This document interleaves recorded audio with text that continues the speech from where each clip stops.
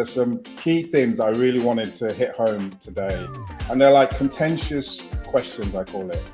Because doing my coaching practice and the job I do, it just amazes me that these questions are still contentious. And for me, today, I would have failed if you do not leave here understanding the answers to these questions.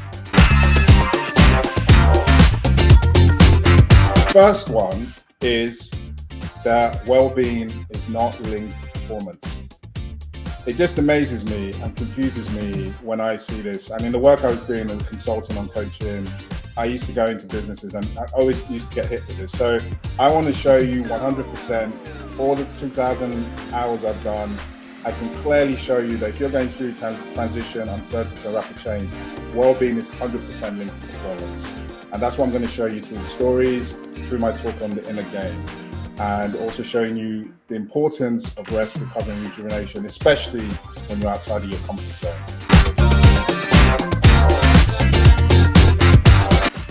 Question number 2 is that I don't think coaching's for me. You know, my job's too unique, and I want to dispel this myth, because over my coaching practice, I've worked with everyone. And when I say everyone, I mean everyone. I've worked with nurses, I've worked with doctors, I've worked with lawyers.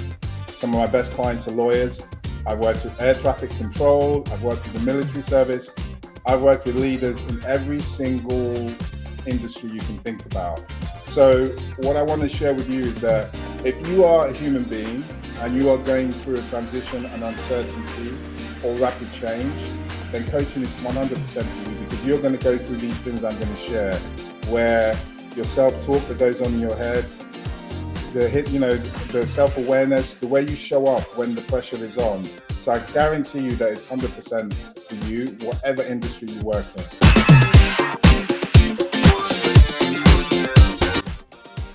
Question number 3 is, I'm too busy. I hear this all the time, and which is absolute nonsense, because with the stories I'm going to share with you and what I call like my A clients who really helped show me and grow, when I worked with them, their plate was absolutely full. They were beyond, their comfort zone.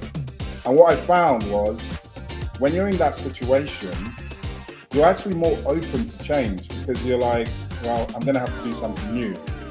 And I call it learning during the fire. When you're able to actually learn those skills in the heat, it becomes muscle memory.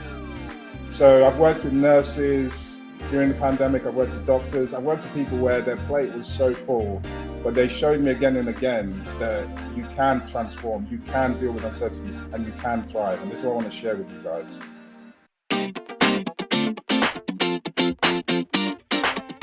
Now, the last question is, I'm already talking to a therapist. I don't need coaching, it's not for me. That's good for you. I'm glad that you're talking to a therapist. I talk to a therapist too. And this is what I call trusted advisors. So the more trusted advisors you have, the more chance that I think you're going to thrive during these kind of testing conditions. It's different to talking to your friend when you're talking to me, because this is my job. This is what I do all the time. Same as a therapist. Now, I want to kind of also explain the difference between the two. For me, therapy is going into your past to look at something that's happened, some sort of trauma, and trying to uncover it and help you come up with a solution.